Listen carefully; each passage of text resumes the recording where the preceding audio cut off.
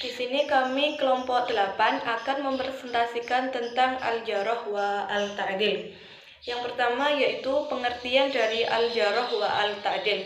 Secara lugawi atau lafadz, al-jarh adalah masdar dari kata kerjanya jaraha yajruhu, yang berarti melukai sebagian badan yang memungkinkan darah dapat mengalir. Di samping itu juga mempunyai arti menolak. Kemudian al-ta'dil menurut ahli hadis yaitu sifat rawi dari segi diterima dan zahir keadilannya. Sedangkan menurut Hasbi As-Siddiqi, al-ta'dil adalah mengakui keadilan seseorang, kedhobitan dan kepercayaannya.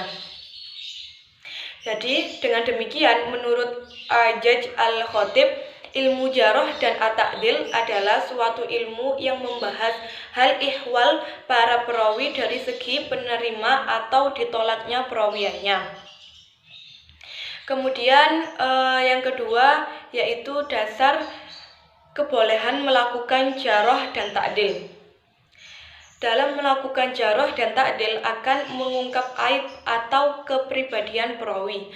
Oleh karena itu, dipermasalahkan apakah hal ini tidak sejalan dengan maksud firman Allah yang termaktub dalam surat Al-Hujurat ayat 10, yang artinya barang siapa yang menutupi aib saudaranya di dunia, maka Allah akan menutupi bagiannya di hari kiamat. Menanggapi permasalahan di atas, Ajaj Al-Khatib justru berpandangan sebaliknya dan mengatakan bahwa kaidah-kaidah syariah yang umum telah menunjukkan kewajiban melestarikan ilmu ini karena dengan menggunakan ihwal para perawi akan nampak jalan yang lurus untuk memelihara ahlu sunnah atau al-hadis. Mukhalafat ialah menyalahi periwayatan orang yang lebih thiqat. Mukhalafat ini dapat menimbulkan hadasyat atau mungkar. Yang dimaksud dengan ghalat ialah banyak kekeliruan dalam meriwayatkannya. Jahalat al-hal ialah tidak dikenal identitasnya. Maksud perawi yang belum dikenal identitasnya ialah hadisnya tidak dapat diterima. Sedangkan dakwal al-intiqa ialah diduga keras sanadnya terputus. Misalnya mendakwa perawi mentadiskan atau mengirsalahkan suatu hadis. Mengingat perjalanan atau pekerjaan melakukan jarah dan at-ta'dil ini merupakan pekerjaan yang rawan karena menyangkut nama baik dan kehormatan para perawi yang akan menuntut diterima atau tidaknya suatu hadis. Maka ulama menetapkan kriteria tertentu bagi seorang yang melakukan jarah dan ta'dil, yakni haruslah orang tersebut alim, bertakwa, warok, jujur, belum pernah dijarah, tidak fanatik terhadap sebagian perawi, tidak mengetahui jarah dan ta'dil. Apabila syarat-syarat ini tidak terpenuhi, maka periwayatan ini dapat diterima. Selanjutnya saya akan melanjutkan presentasi dari presentator sebelumnya, yaitu sebab-sebab yang menjadi perawi dikarenakan jarh dan ta'dil serta syarat orang yang mentajrid dan mentakdil. Menurut Ibnu Hajar al-Asqalani, seperti yang dikutip oleh Hasbi al-As-Sadiqi, bahwa sebab-sebab yang menjadikan aibnya seorang perawi itu banyak, tetapi semuanya berkisar di sekitar 5 macam saja, yakni bid'ah, mukhalafah, ghalat, jahalah al-hal, dan dakwah al-inqita. Bid'ah ini yaitu sesuatu yang keluar dari ketentuan yang syarak. Orang yang disifati dengan bid'ah ada kalanya tergolong orang yang dikafirkan dan ada kalanya orang yang difasikan. Kemudian mukhalafat ini ialah menyalahi periwayatan orang yang lebih thiqat. Mukhalafat ini dapat menimbulkan hadisnya syadz atau mungkar. Yang dimaksud dengan ghalat ialah banyak kekeliruan dalam meriwayatkan. Jahalat al-hal ialah tidak dikenal identitasnya. Maksudnya perawi yang belum dikenal identitasnya ialah hadisnya tidak dapat diterima. Sedangkan dakwah al-inqita ialah diduga keras sanadnya terputus. Selanjutnya, cara melakukan jarh dan ta'dil. Disadari sepenuhnya oleh para ulama bahwa jalan utama untuk mengetahui hukum syariah adalah melakukan penukilan dan periwayatan. Dan para ulama telah menetapkan beberapa pokoknya, yaitu yang pertama, bersikap jujur dan profesional, yakni mengemukakan keadaan perawi secara apa adanya, tanpa adanya kebohongan. Kemudian yang kedua, cermat dan korektif dalam melakukan penelitian. Ketiga, tetap menjaga batas-batas kesopanan dalam melakukan jarh dan ta'dil. Ulama senantiasa dalam etik ilmiah dan santun yang tinggi dalam mengungkapkan hasil jarh dan ta'dilnya. Kemudian yang keempat, bersifat global dalam mentakdil dan terperinci dalam mentarjih. Lazimnya para ulama tidak menyebutkan sebab-sebab dalam mentakdil. Misalnya tidak pernah disebutkan bahwa si fulan sikoh atau adil karena sholat, puasa, dan tidak menyakiti orang. Cukup mengatakan si fulan sikoh atau adil. Alasannya tidak disebutkan karena terlalu banyak. Selanjutnya, untuk mengetahui adalahnya seorang perawi menurut A'jad Al-Khatib ada dua macam, yaitu yang pertama melalui popularitas keadilan perawi di kalangan para ulama, yang kedua melalui tazkiyah. Tazkiyah yaitu adanya orang yang adil menyatakan keadilan seorang perawi yang semula belum dikenal keadilannya. Baik, di sini saya akan mempresentasikan materi selanjutnya, yaitu tingkatan dan lafadz-lafadz yang al-jarh dan ta'dil. Melalui cara al-jarh dan ta'dil seperti yang dikemukakan tadi di atas, akan terungkap bahwa kualitas perawi dengan klasifikasinya. Penilaian terhadap kualitas perawi yang sepintas menggambarkan tingkatan atau klasifikasi mereka. Oleh para ulama ahli hadis diungkapkan dengan lafal-lafal tertentu baik untuk al-jarh maupun al-ta'dil.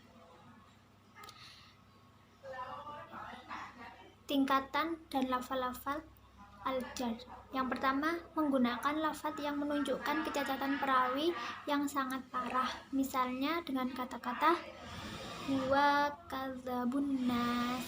Yang kedua, menggunakan lafadz yang menunjukkan bahwa perawi memang sering berdusta, namun tidak separah pada tingkatan yang pertama. Lafadz yang digunakan misalnya huwa kadzab. Yang ketiga, menggunakan lafadz yang menunjukkan bahwa perawi dituduh berdusta. Lafadz yang digunakan misalnya huwa minhum bil kadzab. Yang keempat, menggunakan lafadz yang menunjukkan bahwa hadis diriwayatkan sangat lemah. Lafadz yang digunakannya adalah laisa bisyai. Yang kelima, menggunakan lafadz yang menunjukkan bahwa perawi itu lemah atau tidak kokoh hafalannya, namun banyak yang mengingkarinya. Lafadz yang digunakan misalnya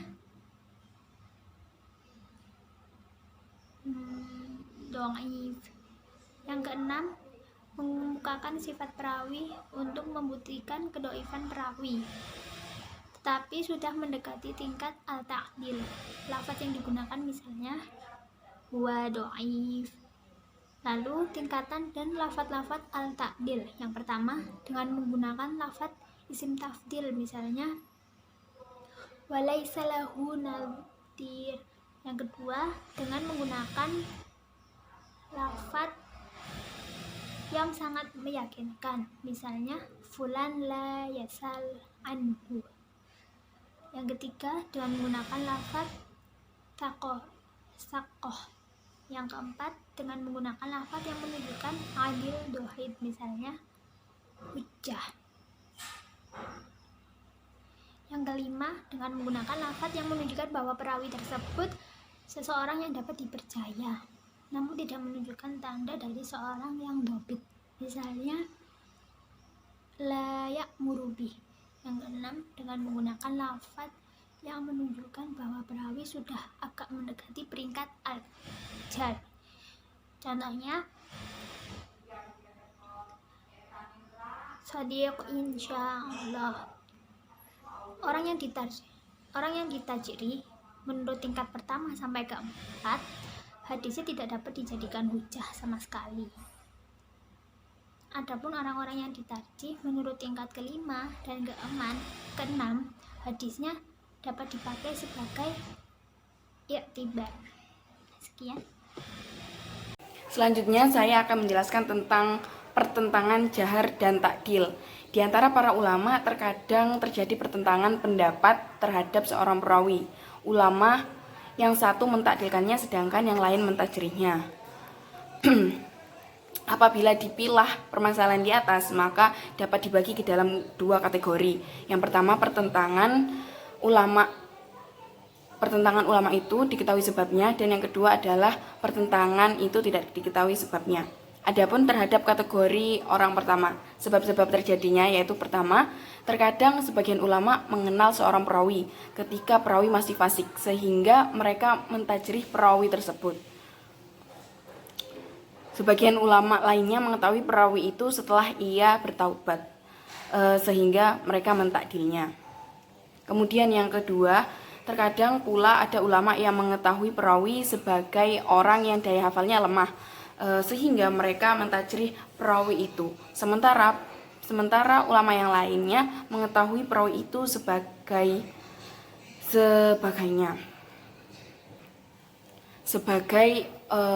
ulama yang lain mengetahui perawi itu sebagai orang yang dobit, sehingga mereka mentakdilnya. Ini juga jelas yang mentakdil itu diunggulkan.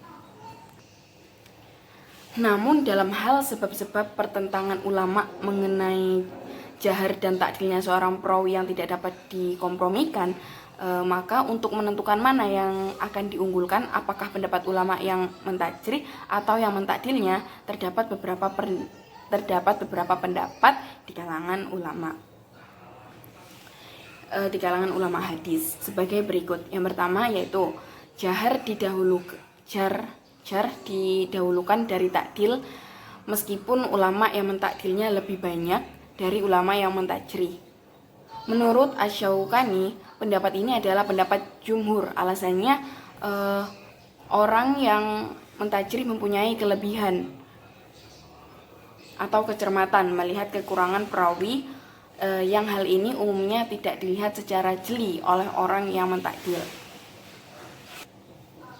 Yang kedua, takdil didahulukan dari jar apabila orang yang mentakdil lebih banyak dari ulama yang mentajrih, karena banyaknya yang mentakdil memperkuat keadaan mereka. Yang ketiga yaitu apabila jar dan takdil saling bertentangan, maka tidak dapat ditarjihkan salah satunya, kecuali ada sesuatu yang menguatkannya. Dengan demikian terpaksa kita tawakuf dari mengamalkan salah satunya sampai diketemukan hal yang menguatkan salah satunya. Berikutnya yang keempat yaitu takdil harus didahulukan dari jar, karena pentajrih dalam mentajrih perawi menggunakan ukuran yang bukan substansi jar, sedangkan mentakdil dia tidak akan mentakdil kecuali setelah meneliti secara cermat persyaratan diterimanya keadalahan seorang perawi.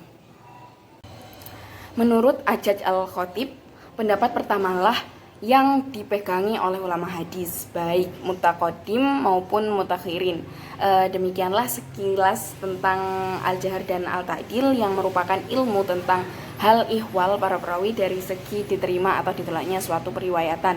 Dan ilmu ini sangat urgen, sangat penting bagi terlaksananya pembendungan terhadap mereka yang membuat hadis-hadis palsu.